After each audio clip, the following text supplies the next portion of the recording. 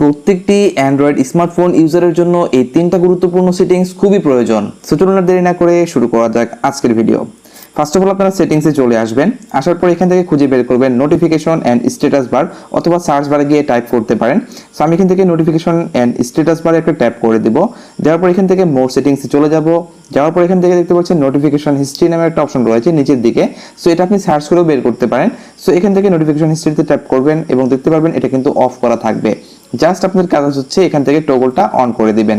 দিলে হবে কি, আপনার ফোনের ভিতরে যদি কোনো প্রকারের নোটিফিকেশন আসে অথবা মেসেঞ্জার, হোয়াটসঅ্যাপ যে কোনো জায়গায় যদি কোনো প্রকারের মেসেজ আসে এবং সেটা যদি ডিলিট করে ফেলে দেওয়া হয়, সেই ক্ষেত্রে দেখতে পাবেন এই হিস্ট্রিতে জমা থাকবে এবং আপনি এখান থেকে খুব অনায়াসে কিন্তু সেই ডিলিট হয়ে যাওয়া জিনিসগুলো কিন্তু ইজিলি দেখতে পারবেন।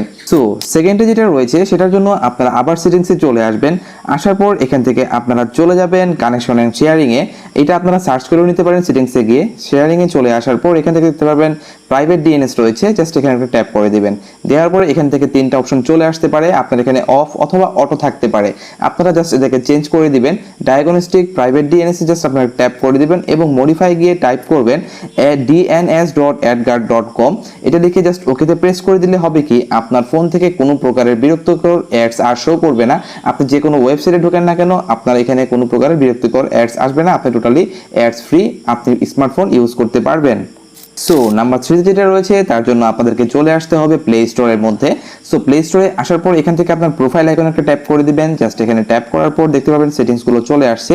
এখান থেকে আপনাদেরকে চলে যেতে হবে মাই অ্যাপস এন্ড গেমসে। জাস্ট এখানে একটা ট্যাপ করে দিন। দেওয়ার পর দেখতে পাবেন উপরে রয়েছে ম্যানেজ নামের একটা অপশন, জাস্ট এখানে একটা প্রেস করুন। করার পর দেখতে পাচ্ছেন এখান থেকে ইনস্টল যে অ্যাপসগুলো রয়েছে সেগুলো কিন্তু এখানে চলে আসবে। আপনার ফোনের ভিতরে যে ইনস্টল অ্যাপসগুলো রয়েছে সেগুলো দেখাবে। সো এখান থেকে আপনারা ইনস্টলে প্রেস করবেন। করার পর এখান থেকে নট ইনস্টল নামের একটা অপশন রয়েছে, জাস্ট এখানে একটা প্রেস করবেন। আপনার ফোনের ভিতরে যে অ্যাপ্লিকেশনগুলো আপনি একসময় ইনস্টল করেছিলেন এবং বর্তমানে এগুলো ডিলিট করে দিয়েছেন, তারপরও দেখতে পারবেন সেগুলো কিন্তু এখানে অটোমেটিক্যালি জমা হয়ে রয়েছে এবং আপনার ফোন মেমোরি কিন্তু এখান থেকে খেয়ে রেখেছে, যার কারণে আপনার ফোন কিন্তু স্লো হয়ে যাচ্ছে। সো এখান থেকে আপনার কাজ হচ্ছে জাস্ট একটা একটা করে প্রেস করবেন, করে কিন্তু সিলেক্ট করে জাস্ট এখান থেকে ডিলিটে প্রেস করে দিবেন। এখান থেকে হবে কি, আপনার মেমোরিটা ফ্রি করে দিবে। এতে করে আপনার র্যামের উপরে কোনো চাপ পড়বে না, আপনার ফোনটা ফুল ফ্রি ইউজ করতে পারবেন।